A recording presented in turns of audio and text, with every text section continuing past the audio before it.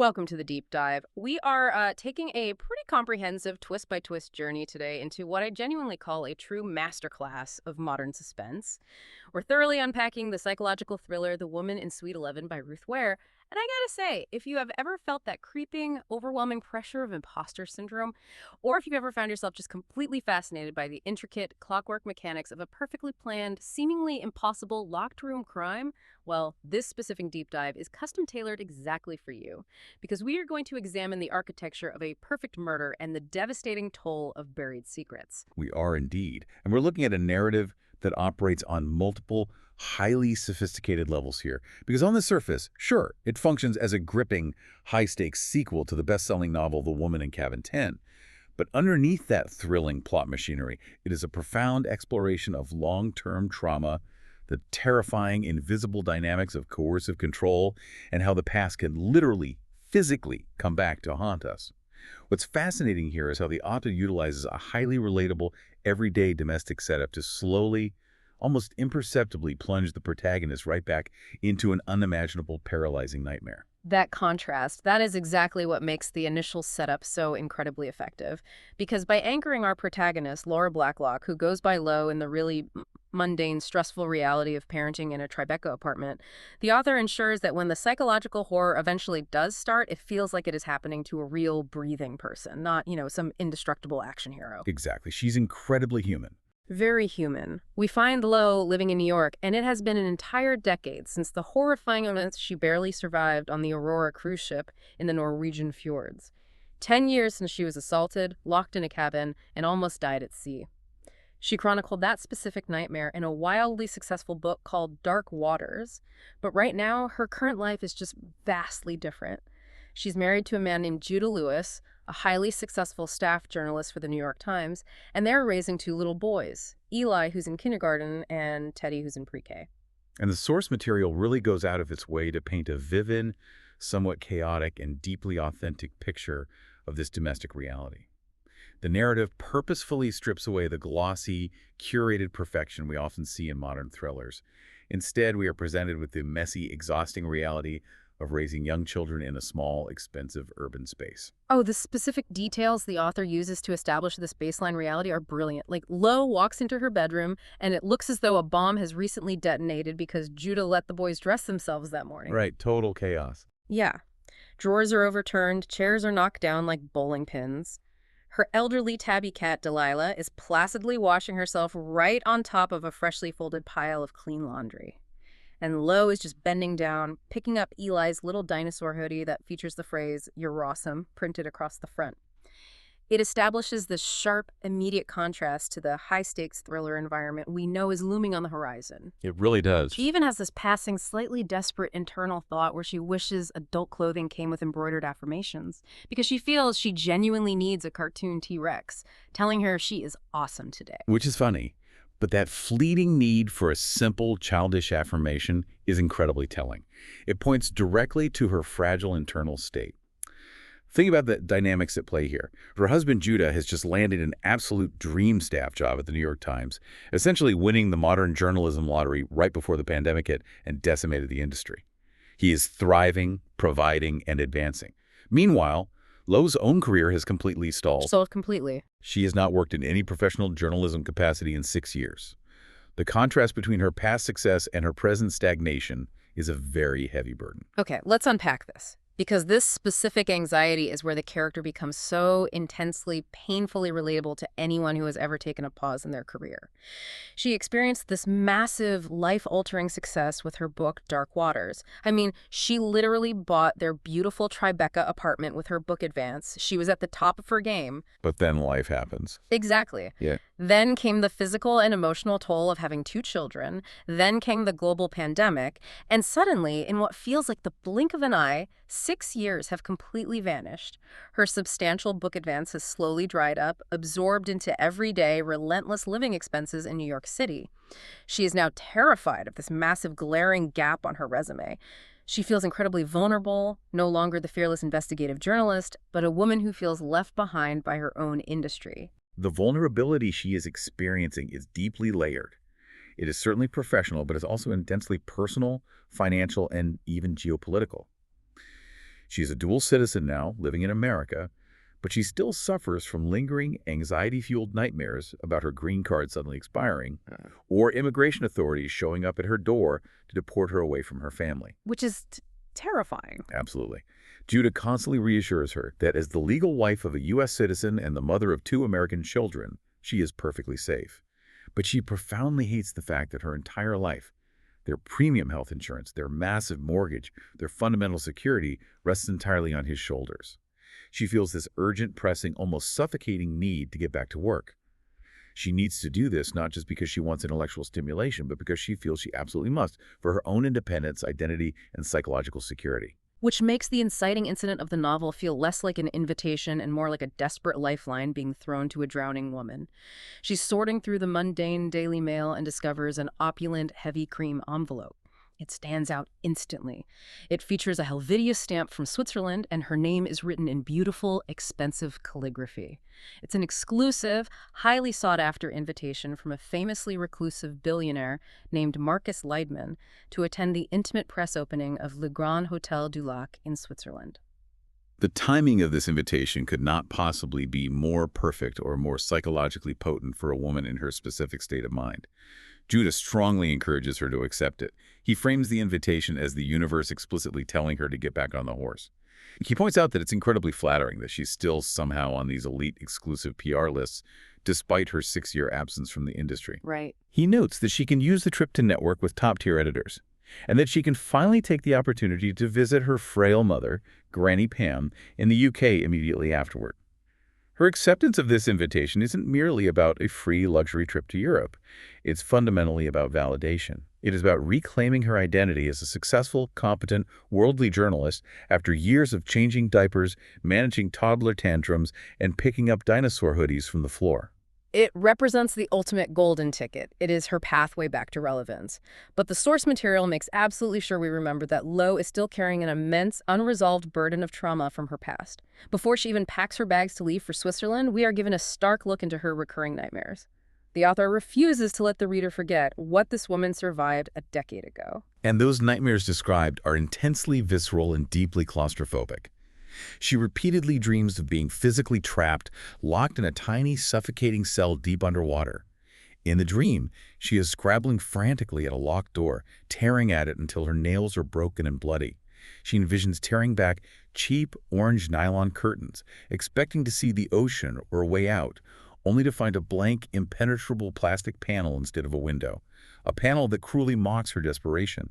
The sheer, unadulterated panic of being utterly and completely trapped with no agency and no escape is something that has fundamentally rewired her subconscious. She wakes up from these terrors in her comfortable, expensive New York bed, usually with a toddler's foot jammed painfully into her stomach, and she feels this massive, overwhelming wash of relief that it was just a dream. She firmly believes she's safe at home, surrounded by her family, where absolutely no one can hurt her. But that dream, that specific imagery of being locked in and helpless, is a dark, deliberate foreshadowing of the trap she's about to willingly, eagerly walk right into. The narrative masterfully lulls both Lo and the reader into a profound, false sense of security before springing the trap. She carefully packs her bags, shares a tearful, emotional goodbye with her husband and young children, and boards a flight to Switzerland, completely and utterly unaware of the sheer horror that has been meticulously prepared for her arrival. The setting changes dramatically the moment she arrives in Switzerland. We leave the chaotic warmth of the Tribeca apartment and enter an atmosphere of intimidating, almost sterile perfection. The Hôtel du Lac is situated right on the pristine shores of Lake Geneva, and it represents the absolute epitome of overwhelming, unimaginable luxury. We are talking about bespoke, hand-painted Delft tiles lining the expansive bathrooms, an enormous glass-sided infinity pool that seems to drop directly into the freezing lake below, and massive antique ceramic wood stoves radiating heat in the lobbies. It's an 18th century chateau that has been renovated with what is clearly bottomless, unchecked wealth. The architecture and interior design of the hotel are explicitly designed to be intimidatingly perfect. It's meant to make the guests feel small and privileged just to be allowed inside. But that flawless perfection shatters very quickly for Lo. Almost immediately upon arriving, unpacking, and attending the initial welcome events with the other journalists, she begins to notice something incredibly unsettling. something statistically impossible about the highly curated guest list. Yeah, she starts recognizing faces that absolutely should not be there.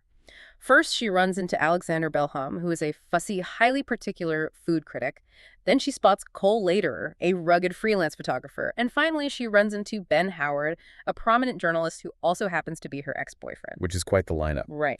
What do all these seemingly disparate media professionals have in common? They are all survivors from the Aurora cruise ship disaster, the exact same traumatic, life-altering event that Lo survived 10 years ago. And this realization immediately raises massive, glaring red flags. Consider the sheer statistical odds of this occurrence. What is the mathematical probability of 4 specific survivors from the same obscure, traumatic maritime disaster being independently and simultaneously invited to the highly exclusive press opening of a random Swiss hotel by a reclusive Belgian billionaire? 0. It's basically 0. Exactly. It defies all logic. Lo knows instantly that this cannot possibly be a coincidence. It is an orchestration. And that realization induces a state of acute paranoia. It shatters her baseline reality. The safe, luxurious PR trip she imagined has instantly morphed into a psychological minefield. And then the tension really cranks up. Following a highly stressful dinner surrounded by these ghosts from her past, she returns to her stunning palatial room. The hotel staff has performed the turn-down service. They have dimmed the lights to a warm glow and left a delicate little box of artisan macarons on her bedside table. Classic luxury hotel touch. Except, underneath that pristine box of macarons is a note written on thick, expensive hotel stationery. And the message is incredibly brief. It just says, "Please come to Suite 11 as soon as possible." The phrasing of the note is fascinating. It's brusque. It is a demand, not a request. Given her career anxieties, she initially assumes the note must be from Marcus Leidmann himself. Remember, her ultimate goal for this trip, the thing that would truly erase her resume gap, is to secure an exclusive, career-making profile interview with the billionaire for a publication like the Financial Times. She really needs that win. She thinks this midnight summons might be her one chance to secure that interview. She even takes the precaution of checking with the reception desk, and the concierge confirms that Suite 11 is indeed the private residence reserved for Mr. Leidmann. So she gathers her courage, grabs her professional notepad and pen, and navigates the silent, labyrinthine corridors of this ancient chateau just before midnight. She finally locates Suite 11 at the end of a long hallway. She knocks on the heavy wooden door. She waits in the silence. She sees the sudden flash of light as the peephole is uncovered from the inside. And then the heavy door springs open. The person standing on the other side of that door completely upends everything Lo thought she knew about the world. It is not the billionaire Marcus Leidmann. No, it's not. It is Carrie. Carrie, the woman who supposedly disappeared into the freezing ocean or died on the Aurora cruise ship an entire decade ago. The exact same woman who physically assaulted Lo, locked her up in that nightmare cabin with the orange curtains, but ultimately, in a final act of desperation, saved Lo's life before vanishing without a single trace. And here she is. Standing right there in the doorway of a billionaire's suite, casually holding a macaron, and she just looks at Lo and says, "Ta! Glad you recognized me." The physical shock to Lo's system is so profound, so violently overwhelming, that she literally stumbles backward into the suite's luxurious en-suite bathroom and violently throws up her entire Michelin-starred dinner. It's a phenomenal, visceral reaction to an impossible reality. But what requires deep analysis here is the specific physical description the author provides of Carrie in this reunion moment. Her appearance tells a devastating story all its own, long before she even explains how she survived. Lo notes immediately that Carrie has changed drastically. Yes, she has aged 10 years, but it is far more profound than the natural passage of time. She looks terrible. Carrie is described as incredibly thin, almost skeletal, with her collarbones jutting out sharply beneath her skin. Her face looks drawn and hollow. She's physically carrying deep, visible trauma that cannot be hidden by luxury. She's completely unrecognizable from the wild, desperate girl in the faded Pink Floyd t-shirt that Lo remembers from the cruise ship. Now she is draped in incredibly expensive designer clothing. She's wearing a devastatingly simple, perfectly tailored wrap dress and massive, glittering sapphire earrings. She looks undeniably, staggeringly wealthy. But as Lou observes her, it becomes clear that this is a terrifying, restrictive kind of wealth. Because the wealth does not equate to freedom. The wealth operates as a uniform. She has essentially traded one kind of desperate survival for another. She's no longer a starving fugitive scraping by in the shadows. She has become a wealthy, meticulously maintained prisoner living in a gilded cage. To understand how she arrived at this point, we have to examine the story of Carrie's missing decade. Right, so Carrie explains the mechanics of her survival to a stunned Lo. After she successfully fled the Aurora and evaded the international police manhunt, she managed to assume the identity of a recently deceased woman. Using the stolen identity, she gained access to a highly secretive, numbered Swiss bank account that contained enough funds to keep her hidden. That's how she survived the initial years on the run. She eventually made her way to Switzerland, keeping her head down, pretending to be an ordinary hospitality worker.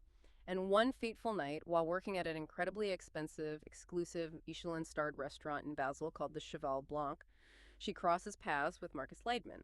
Carrie initially believes she has struck absolute gold with this encounter. She assesses Marcus as an older, lonely widower, an incredibly wealthy businessman who could offer her stability. She uses her survival skills to charm him, deliberately spinning an elaborate web of lies about her background, her family, and her identity. She views him purely as a temporary meal ticket, a gravy train, as she calls it. Her entire strategy is to extract resources from him and then safely extricate herself from the relationship before he inevitably wants to travel internationally, which would expose her lack of legitimate passport and identification. But Carrie severely underestimated her mark. The trap snaps shut on her with devastating speed. Because Marcus Leidmann is not a bumbling, easily manipulated, lonely old man. He is an apex predator in the corporate world, and it turns out in his personal life as well. If we connect this to the bigger picture, the dynamic that unfolds between Marcus and Carrie is a textbook, utterly terrifying escalation of coercive control. Coercive control is an act or a pattern of acts of assault, threats, humiliation, and intimidation or other abuse that is used to harm, punish, or frighten a victim. It's about stripping away a person's freedom and agency. Marcus, it is revealed, had actually been present at the specific Swiss bank on the exact day Carrie withdrew the illicit funds. What a detail. He observed her closely. He saw her pretending to be the dead woman. He heard the name on the account. He used his vast resources to piece the entire puzzle together. He knows exactly who she really is, and far more importantly, he knows with absolute certainty that she is an international fugitive wanted by Interpol for her central role in the Aurora disaster. The terrifying part is what Marcus chooses to do with this information. I mean, a normal citizen would simply contact the authorities, but Marcus doesn't turn her in to the police. That would be far too simple, and it would yield him absolutely no personal benefit. Turning her in would require him to hand his leverage over to the justice system. Marcus has zero interest in justice. He is solely interested in absolute possession. He uses this devastating, life-destroying information to completely and systematically enslave her. He doesn't just threaten her privately. He tells her blatantly and in front of his wealthy friends at a dinner party that if she ever threatens to leave him, if she ever refuses his demands, or if she gives him the slightest reason to doubt her obedience, she will be in police handcuffs so fast she won't even be able to blink. He weaponizes her own past against her to ensure total compliance. The psychological environment he creates for her is chilling. Carrie details to Lo that Marcus has an obsession with recording people. He utilizes hidden cameras throughout his properties to gain illicit leverage over everyone in his orbit, business partners, politicians, and especially his mistresses. While they're talking in Suite 11, Carrie actually points out a sleek, silent camera tripod standing in the dark corner of the bedroom, pointed directly at the bed. It's an incredibly sinister, violating detail. Yeah. It physically represents the total, terrifying lack of boundaries and consent in her daily life. Carrie has come to the horrifying realization that to Marcus Leidmann, power and leverage are vastly more important than sex, money, or family. His entire existence is predicated on absolute leverage over others. Understanding Marcus's pathology perfectly explains the psychological warfare behind the hotel's guest list. It explains exactly why the other Aurora survivors, Alexander, Cole, Ben, and Lo, were invited to this specific Swiss hotel on this specific weekend. It was never a PR coincidence. Marcus deliberately brought them there as a horrific power flex. Just to show off. It was a calculated, sadistic move designed to show Carrie that he could expose her past and destroy her life at any given second, simply by placing her in a room with the people who could identify her. He literally surrounded her with the living ghosts of her worst crimes. As Carrie explicitly tells Lo, this is Marcus spelling out loud and clear that he has the power of life and death over me. The entire event was designed to make her feel completely trapped, isolated, and helpless. As Lou sits in Suite 11 listening to this nightmare unfold, she realizes with sinking dread that she cannot simply walk out the door and return to her comfortable life in New York. Carrie saved her life 10 years ago on that sinking ship. She owes her a profound, unpayable debt. Furthermore, as a journalist, Lou knows the grim statistics regarding domestic abuse. She knows that the absolute most dangerous time in any abusive relationship is the exact moment when the victim finally attempts to leave. The risk of lethal violence skyrockets. He does. She cannot, in good conscience, leave Carrie to the isolated mercy of a monster like Marcus. Therefore, they hatch a desperate plan to escape. The escape plan they formulate is incredibly risky and relies on a very narrow window of opportunity. Carrie convinces Lo that they must flee the hotel immediately, under the cover of darkness, before Marcus realizes they are colluding. Lo's official itinerary has her staying at the hotel until Thursday, but she contacts the PR department in the middle of the night and fabricates a severe family emergency. She claimed her mother has suffered a terrible fall, and she must return to the UK immediately. This provides her with a legitimate, unquestionable excuse to leave the hotel early, hire a car to the station, and take the train out of Switzerland. The logistics of extracting Carrie from the hotel are incredibly cinematic and really highlight the sheer difficulty of escaping a high-surveillance environment. Carrie obviously cannot just walk out through the grand lobby as herself. Marcus has her under constant scrutinizing surveillance by his security staff. To bypass this, Carrie utilizes a series of brilliant, highly effective disguises. The next morning, when Lou boards the train to the airport, she's scanning the carriages everywhere for Carrie, terrified the plan has failed. But she can't find her. Suddenly, a heavily pregnant, blonde woman wearing a cheap, nondescript coat asks to sit in the seat opposite her. It takes Lo a moment to realize who it is. Yeah, it takes her a second to realize it is Carrie. She has radically altered her appearance using cotton wool padding stuffed into her cheeks to change her facial structure, heavy pink makeup to look naturally flushed and exhausted, a convincing blonde wig, and a realistic fake pregnancy bump. This specific sequence highlights Carrie's incredible, almost frightening adaptability. It showcases the hardcore survival skills she has meticulously honed over a decade of living completely off the grid and on the run. But the deception doesn't end on the train. Later, when they arrive at the train station to transfer, they take the evasion a massive step further. Oh, the bathroom scene. Yes. Inside a public station bathroom, Carrie literally swaps identities with Lo. She strips off the blonde wig, removes the facial padding, aggressively scrubs off the makeup, and takes a pair of scissors to her own hair, hacking it off in the sink to perfectly match Lo's shorter, practical hairstyle. She then puts on Lo's specific clothing. She effectively becomes Lo's physical double. The strategy is that if Marcus's security team is tracking Lo's movements, they will follow the woman dressed as Lo, allowing the real Lo and Carrie to slip away in the confusion. It is a phenomenal, high-adrenaline sequence of evasion. And despite the overwhelming odds, they actually manage to make it across the border into the UK. They arrive at a secluded location called the Old Manor Hotel in Sussex. It's this beautiful, deeply historic, quintessentially English property surrounded by silver birches and elaborate topiary, looking incredibly peaceful in the moonlight. They check in under Lo's name and are given a luxurious junior suite called the Lark Room. Once they are behind a locked door, they finally believe they're safe. They order room service, they eat cookies in bed, and for the first time in days, they actually breathe. They believe they have won.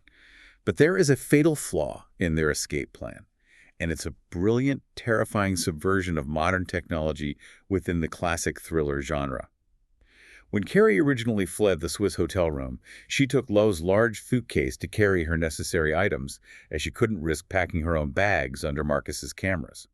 Think about how terrifying that is for a moment. You spent hours executing the perfect physical disguise. You've swapped identities in public restrooms. You've fled across international borders, and you believe you have successfully vanished. But you are completely undone by an invisible piece of modern convenience. It's Judah. Judah, Lo's hyper-organized, slightly anxious husband back in New York, had secretly tucked an Apple AirTag-style digital tracker inside the lining of Lo's suitcase, just in case the airline lost her luggage. Judah's relentless, anxiety-driven overpacking strikes again with devastating consequences. He thought he was protecting his wife's belongings, but he inadvertently handed her exact GPS coordinates to a predator. Exactly. Marcus Leidmann didn't need to hire a team of elite private detectives. He didn't need to hack into international CCTV networks or bribe border guards to find out where they went. He simply pulled out his smartphone and followed the pulsing digital signal straight to the English countryside. It perfectly illustrates how the very tools we use to assuage our domestic anxieties can be seamlessly weaponized by those with malicious intent. The sheer terror of that realization is palpable in the text. Lo is standing outside the Old Manor Hotel trying to get cell reception to call her mother. And in a cruel twist of fate, her mother actually has ended up in the hospital with a broken bone, a crazy, unfortunate coincidence that completely prevents Lo from fleeing to her mother's secure house as they originally planned. And while Lo is standing on the lawn, frustrated by the phone call, she hears a sound approaching, the heavy, rhythmic thumping of helicopter blades. She turns around, shielding her eyes from the wind, and watches a sleek private helicopter touch down directly onto the manicured lawn of the English hotel. And who steps out of the cabin? Marcus Leidmann. The trap has violently snapped shut again. They are physically stuck in the English hotel with the exact man they just spent 24 hours desperately fleeing across Europe to escape. Carrie is completely paralyzed by fear. She absolutely refuses to leave the Lark suite, terrified that Marcus or his security team will spot her in the hallways. Because she is a fugitive, she cannot simply go to the local police. Lo is forced to become the designated scout. She has to go down to the dining room for meals, forcing herself to eat and make polite conversation to keep up appearances and monitor Marcus's movements, while Carrie hides silently upstairs in the locked room. The tension is unbearable, and it sets the stage for the central mystery of the novel, the impossible locked room murder of Marcus Leidmann. It happens the very next morning after Marcus arrives via helicopter. Lo wakes up early, leaves Carrie hiding in the Lark suite, meticulously places the Do Not Disturb sign on the outer door, and goes down to the dining room for breakfast. She forces down some food, constantly watching the doors. A little while later, she heads back upstairs. And as she is walking down the quiet, carpeted corridor toward her room, she hears a sound that instantly freezes the blood in her veins. The scream. It's the sound of a woman screaming in absolute primal panic. Lo abandons caution and sprints down the hallway, following the screams directly to Marcus's opulent suite. When she arrives, she finds the heavy door propped slightly open, held back only by the metal security latch. What she sees on the floor instantly indicates disaster. Water is rapidly seeping out from under the closed bathroom door, soaking deeply into the thick beige carpet of the suite, turning it a dark, soggy, ruinous brown. She throws her weight against the door, pushing it open, and the scene inside the bathroom is incredibly gruesome and totally chaotic. Inside, a young hotel maid named Tana is hysterical, desperately trying to pull Marcus Leidmann's massive, heavy, completely naked body out of a rapidly overflowing bathtub. Lo rushes in without thinking, her shoes slipping on the wet tiles. She reaches into the water, turning off the running tap, and begins wrestling with the dead weight of the billionaire, trying to heave him over the porcelain edge. Moments later, drawn by the commotion, Marcus's son, Peter Leidmann, who had accompanied his father on the helicopter, arrives at the bathroom door, demanding angrily to know what is going on in his father's room. But it's too late. Marcus Leidmann is dead. And immediately, the entire dynamic of the novel shifts from a thriller about evasion to a meticulously constructed, highly technical locked room puzzle. The hotel is immediately locked down by management, the local Sussex police arrive, and the investigation is taken over by D.S. Dickers and T.C. Wright. They immediately begin establishing the parameters of the crime, and they're confronted with a scenario that appears scientifically impossible. The entire investigation hinges on a painfully tight timeline. The police interview the staff and extract the data from the hotel systems. They definitively establish that at exactly 9:05 a.m., Marcus Leidmann picked up the phone in his suite and called down to room service to order a specific, complex breakfast. At exactly 9:15 a.m., the maid, Tana, swiped her unique employee keycard to enter the room for the morning cleaning service. And at exactly 9:17 a.m., Tana discovers the body and begins screaming. Therefore, the police conclude that the absolute window for the murder is an incredibly tight 10 minutes, strictly between 9:05 and 9:15. And this is where the impossibility presents itself, creating a seemingly unsolvable equation for the detectives. The Old Manor Hotel uses a highly sophisticated electronic keycard system that logs every single interaction with every single door in the building. The IT logs prove definitively, without a shadow of a doubt, that Marcus's door was not opened by anyone from the inside or the outside between the 9:05 room service call and the 9:15 entry by the maid. No one went in or out. Furthermore, Lo has an airtight, corroborated alibi for that exact window. Multiple witnesses, including staff, saw her sitting down in the dining room eating breakfast. Carrie, the secret unregistered guest hiding in the Lo's room, also seemingly has a perfect alibi. She was locked inside the Lark suite. It would be physically impossible for her to open her own door, walk down the hallway to Marcus's suite, somehow enter a locked room without a keycard, drown a grown man, and return to the Lark suite without triggering the electronic locks on either door or being captured by the security cameras on the landing. It seems completely, maddeningly impossible. No one went into the room. No one came out of the room. The locks were never engaged. But Marcus Leidmann, a powerful billionaire, is undeniably dead in the bathtub. As the police struggle to make sense of the physics of the crime, things go from bad to catastrophic for Lo very quickly. The police interrogation scenes ramp the stakes up to a terrifying degree. D.S. Dickers and D.C. Wright stop treating Lo like a helpful witness and turn their investigative sights directly onto her. The detectives are highly competent, and they systematically begin dismantling Lo's carefully constructed defenses. They quickly realize she lied in her initial statement about her relationship with Marcus, uncovering her presence at his Swiss hotel just days prior. But the most devastating, paradigm-shifting piece of evidence they produced during the interrogation is a grainy, black-and-white photograph pulled from the Swiss hotel's CCTV servers. It's a phenomenal scene. The police literally slam this printed photograph onto the metal table in the interrogation room. The image clearly shows a man and a woman passionately kissing in a shadowed hotel corridor back in Switzerland. The man is easily identifiable as Cole Leader, the photographer from the Aurora cruise ship. This woman has her back turned completely to the camera, but her left hand is resting on Cole's shoulder, and on that hand she is wearing a very distinct, massive sapphire ring. The police confidently assert that the woman in the photo is Lo. They believe they have just uncovered a secret, illicit love triangle between Lo, Cole, and Marcus, providing Lo with a massive, classic motive for murder, a crime of passion. Think about the agonizing irony of this moment for Lo. Because, as we discussed earlier, Carrie had disguised herself as Lo during their escape. Carrie had cut her hair to match Lo's, and she was wearing Lo's specific jacket. Cole Lederer, walking down the hall, saw Carrie from behind, genuinely thought she was his old friend Lo, and impulsively leaned in to kiss her. A complete misunderstanding. Exactly. But Lo cannot possibly explain this bizarre sequence of events to the detectives without revealing the existence of Carrie, the fugitive, hiding in her hotel room. She is completely caught in a trap of her own making, paralyzed by her desperate need to protect her friend from the authorities. She attempts to deny that she is the woman in the photograph, but she fumbles her words. The police catch her in several contradictory lies regarding her timeline and her movements. They have motive, they have her proximity to the crime scene, and they believe she is lying. They formally arrest Lo Blacklock for the murder of Marcus Leidmann. And that night in custody is brutal. Lo is processed and spends a terrifying, endless night in a local police custody suite. The author describes the sensory deprivation of this experience brilliantly. The overwhelming chemical smell of toilet bleach and industrial cleaner, the agonizingly hard plastic mattress, the harsh fluorescent lights, and the complete devastating absence of her comfortable, secure New York life. She is entirely cut off from the world. She is saved the next morning only by the sudden arrival of a highly expensive, intensely posh lawyer named Dan Winterbottom. Call me Dan. Yes, call me Dan. And he manages, through sheer legal maneuvering, to get her released on bail pending further investigation. Which brings us to the crucial phase of the narrative where the illusion begins to crack. Dan gets her released, and Lo, operating purely on adrenaline and panic, heads straight back to the Old Manor Hotel. Her only thought is that she must check on Carrie.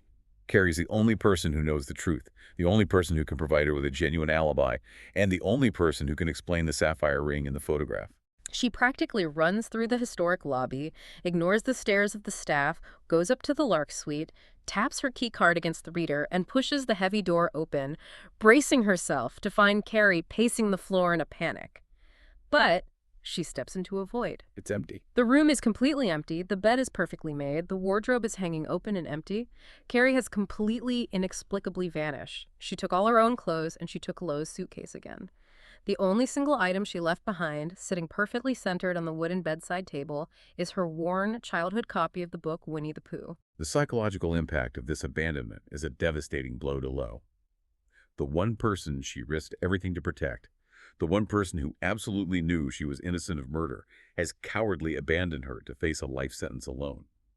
Lo realizes she is entirely on her own, with no one coming to save her. Driven by a desperate need to save herself, she reverts to her core skills as an investigative journalist. She sits down at the desk with a hotel notepad and creates a systematic suspect matrix. She lists out every single person in the hotel, creating columns for motive and opportunity. She lists Peter Leidmann, Tana the maid, Heinrich the massive security guard, Adeline the personal assistant, and finally Carrie. Here's where it gets really interesting. And as she stares at this matrix, this is where the narrative delivers its most brilliant intellectual payoff. Lo is staring endlessly at the timeline the police established. The 9:05 room service call, the 9:15 entry by the maid, the irrefutable data from the electronic door locks. And suddenly, she has this massive reality-altering epiphany. The police, and Lo herself, have been operating under a fundamental blinding assumption. They assume that because the door locks recorded no entry, the IT system must be flawed. But Lo realizes that the locks aren't wrong. The assumption is wrong. Exactly. The assumption when the murder took place is entirely wrong. It is a classic, masterful misdirection, a hallmark of the best locked room mysteries throughout literary history. The entire police timeline, the entire 10-minute window of impossibility hinges entirely on the belief that Marcus Leidmann was alive and well at 9:05 a.m. because a voice claiming to be him ordered room service over the phone. Lo suddenly asks the critical question, what if he did not make that phone call? What if, at 9:05 a.m., Marcus Leidmann was already dead? It completely shatters the parameters of the mystery. And once she breaks that timeline, she immediately thinks about the specific murder method. The police had informed her during the interrogation that they knew with absolute certainty that Marcus's death was not an accidental drowning or a tragic slip in the tub. How did they know? Because Marcus had a very specific, deep and jagged scratch running down his ankle. Which is such an odd detail. Right. But Lo, drawing on her extensive knowledge of true crime, suddenly remembers a very specific, infamous technique used by a Victorian serial killer named George Joseph Smith. It is known historically as the brides in the bath method. It's a chillingly effective, scientifically sound method of murder that leaves almost zero forensic evidence of a struggle. The killer approaches the victim while they are relaxed in the bathtub, suddenly grabs the victim's ankles, and violently pulls their feet upward and sharply toward the killer.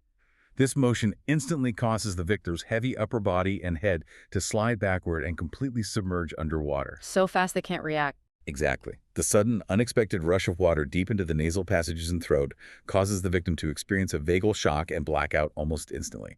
Because a typical, smooth-sided porcelain bathtub offers absolutely no grab rails or traction, the victim is physically unable to brace themselves, fight back, or pull their head above water. It results in a rapid drowning that leaves almost no defensive bruising or trauma on the upper body.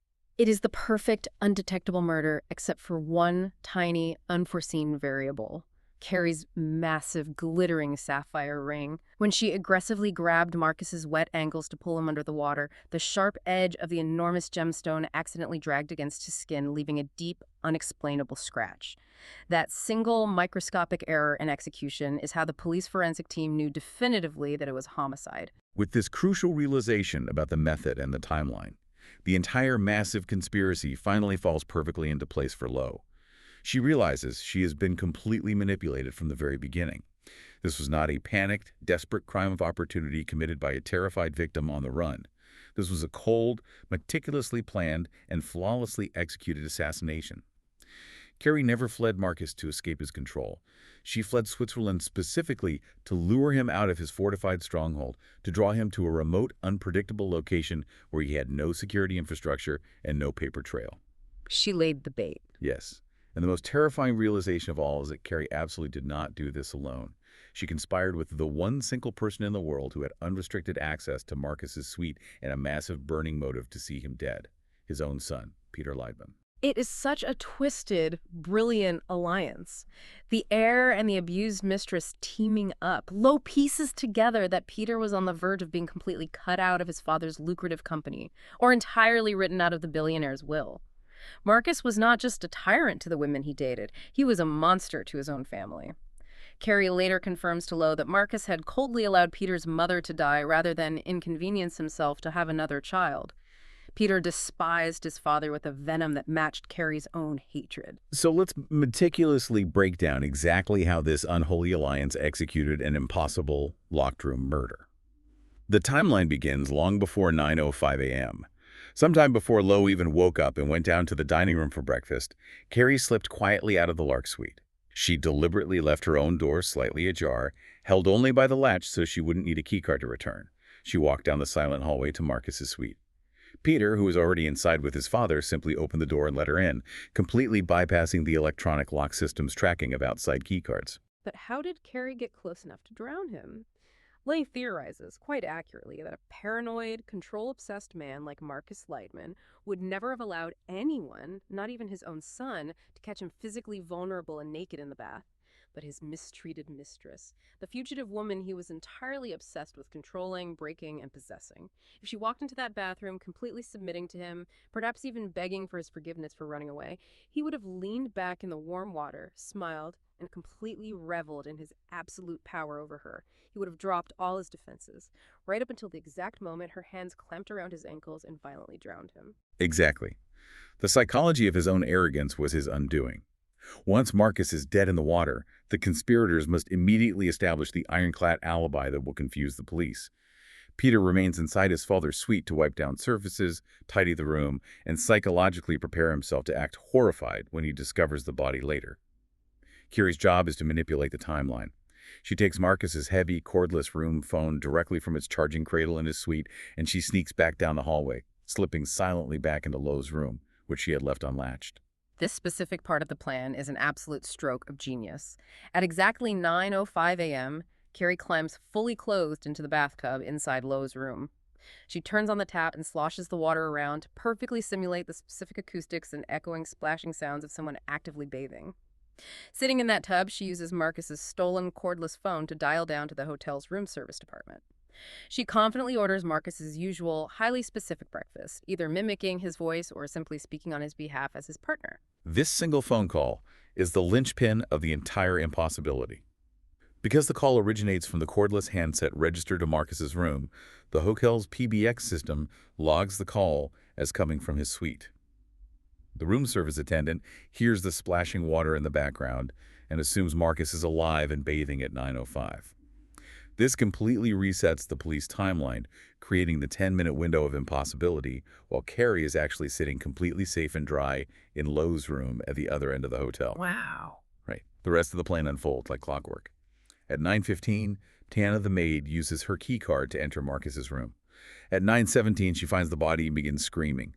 Lo runs out of her room to help. And at 9:18, right on cue, Peter Leidmann comes casually walking up the stairs from his breakfast. He stops momentarily at Lo's now empty room, retrieves his father's cordless phone from Carrie, which finally registers on the system as a keycard swipe on Lo's door, and then sprints toward his father's room to act like the shocked, grieving son. And in the absolute chaos of that bathroom with Lo and the hysterical maid slipping on the wet floor, desperately trying to pull a massive dead billionaire out of the overflowing water, Peter simply leans over and subtly slips the cordless phone back into the crime scene. He drops it near the bathtub, making it look exactly as though Marcus had dropped it when he suffered a medical event and drowned. It is the absolute perfect, technologically flawless, impossible crime. It's a stunning, breathtaking synthesis of psychological manipulation, flawless timing, and the exploitation of the police's technological blind spots. But for Lo, possessing the intellectual knowledge of the truth and possessing the physical evidence to prove it to a jury are two vastly different things. This massive discrepancy leads us directly into the explosive, violent final act of the narrative. Lo has figured out the entire puzzle. She knows that Carrie is the ultimate key to her freedom. Operating on pure instinct, she manages to track Carrie down to her grandmother's secluded house in the UK countryside. Lo arrives and immediately confronts Carrie with the entire undeniable theory. She lays out the brides in the bath method, the acoustic trick with the cordless phone, and the unholy alliance with Peter. And Carrie doesn't even try to deny it. She just admits it. She calmly admits to everything. She justifies the murder to Lo by detailing in horrifying graphic detail exactly how monstrous Marcus Leidmann truly was, the total, systematic psychological destruction and humiliation he inflicted upon her daily. Lo is torn by a profound moral dilemma. She deeply understands Carrie's trauma, and part of her believes Marcus deserved his fate. But she also knows that she, an innocent mother of two, is currently facing a life sentence in a foreign prison for a murder she did not commit. She tells Carrie with a heavy heart that she simply cannot protect her anymore. She has to call the authorities. But Carrie, ever the manipulator, begs her not to call the local Sussex detectives, claiming they are corrupt or incompetent. Instead, they mutually agree to contact Inspector Filippo Capaldi. Right, Capaldi. We haven't mentioned him yet. He is the impossibly handsome, impeccably dressed Italian Interpol agent who had briefly interviewed Lo back at the Swiss hotel regarding her connection to the Aurora disaster. Carrie agrees to surrender quietly to him, stating her hope that she can negotiate a favorable plea deal with international authorities by offering up hard evidence against Peter Leidmann and the corrupt global dealings of the Leidmann Group. The handover seems almost too smooth. Capaldi arrives at the grandmother's rural house driving a sleek, unmarked black car. He's smooth, professional, and entirely reassuring. Carrie packs a small bag, shares a tearful, highly emotional goodbye with Lo, thanking her for everything, and gets into the back of the car. As the taillights fade down the country lane, Lo feels a massive, overwhelming sense of tragic relief wash over her. She survived the ordeal, she ultimately did the right thing by turning in the killer, and she believes the nightmare is finally over. But then, the narrative rug gets violently, sickeningly pulled out from under her one last time. Lo is back at her mother's empty, quiet house later that evening, absent-mindedly washing dishes in the sink, when her lawyer, Dan Winterbottom, calls her cell phone with an update. During the conversation, Lo casually mentions that she feels better because Inspector Capaldi from Interpol arrived and officially took Carrie into federal custody. There is a long silence on the line. And then Dan says, with absolute confusion, "Laura, what are you talking about? There is no Inspector Capaldi assigned to this investigation. In fact, Interpol isn't even involved in this case." The physical realization hits Lo like a sledgehammer to the chest. Capaldi is not a sworn police officer. He does not work for Interpol. And if he isn't the police, who exactly is he? Lo's immediate, terrifying, and completely logical conclusion is that Capaldi must be Peter Leidmann's private, highly paid hitman dispatched specifically to clean up the final loose ends of the conspiracy. She drops the phone. She is utterly, completely devastated. She firmly believes that she just handed the vulnerable woman who saved her life, her friend, directly over to a corporate assassin to be quietly murdered and buried in the woods. It's a sickening, paralyzing moment of absolute guilt and terror. And the terror is far, far from over. Because while Lo is reeling from this horrific realization, standing alone in her mother's dark, chilly house, she hears a faint sound coming from the bedroom upstairs. A phone is vibrating and ringing. She creeps upstairs and realizes the sound is coming directly from the pocket of her own denim jacket, which is hanging in the wardrobe. She reaches into the pocket and pulls out a phone she doesn't recognize. It's Carrie's cell phone. Carrie deliberately slipped her personal cell phone into Lo's pocket during their tearful embrace before she left with Capaldi. And why is the presence of this specific phone so critical? Because that device contains the entire irrefutable digital footprint of the murder conspiracy. It holds the text messages, the encrypted call logs, and the coordinate data shared between Carrie and Peter Leidmann. It is the ultimate, undeniable smoking gun that proves Peter orchestrated the murder of his own father. And Peter is fully aware of its existence. He knows that Carrie left the hotel without it, and he has tracked the phone signal directly to Lo's mother's house. He has come to retrieve the only piece of evidence that can destroy his newfound billionaire empire. The climax of the novel is absolute, pure nightmare fuel. Peter Leidmann physically breaks through the back door of the house. He has cut the electricity, so the entire house is pitch black, illuminated only by thin shafts of moonlight coming through the windows. Lo, completely unarmed and terrified, encounters him in the cramped space of the kitchen. She takes a panicked step backward and accidentally steps barefoot directly onto the sharp, broken shards of a ceramic plate that had shattered on the floor earlier. The author describes this specific moment of injury with agonizing, visceral precision. The feeling of the jagged ceramic glass scraping violently against the bone and flesh of her foot. The sudden, hot rush of blood seeping beneath the sole of her foot onto the linoleum. It violently grounds the scene in immediate, excruciating physical pain, making the reader feel every step she takes in the dark. Peter is so incredibly arrogant in this moment.